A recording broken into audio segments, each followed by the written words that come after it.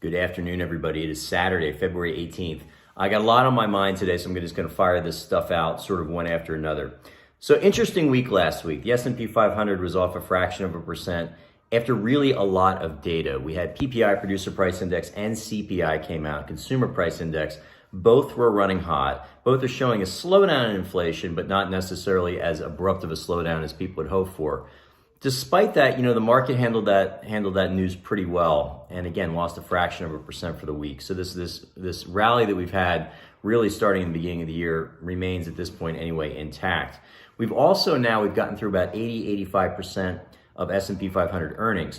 Overall, about 65% of these companies have both beat on the revenue side and the earnings side in an environment where their earnings have declined by about 4.5%. So let's clarify that a little bit.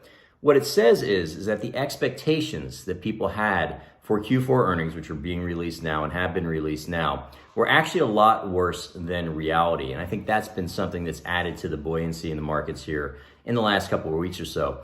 And it's interesting, I've been reading a lot lately, and coming into 2023, the consensus was so unbelievably negative when you read some of the forecasters that had some thoughts coming into 2023 that they would all have to be right for this to really play out this way. And it does raise the question, we priced in a lot of negativity. We priced in a lot of really bad news toward the tail end of 2022.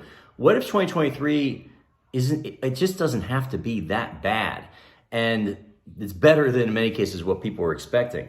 As for me, I tell clients this all the time. Investing is inherently what we do in our office with client money and investing in the future. It's an inherently optimistic business. You have to believe that human ingenuity, creativity, the ability of people to meet demands, produce new things, provide new services is going to continue to happen, move the ball forward, move the economy forward, hopefully move humanity forward along the way. And if you believe those things, and I sincerely do, then you know what? You don't care as much about what's happening in the last month or month and a half or so, or looking forward even in the next couple months. What we really care about is what's going to happen in the next 2, 3, 5, 10, in the longer term, even 20 years. And that's really what we're trying to do. But the bottom line is that Consumer Price Index, hot this week. PPI, hotter than expected this week. Both are showing slowdowns, but not as much as people had hoped. Earnings have come in. Sorry about the noise in the background there. It's one of my kids.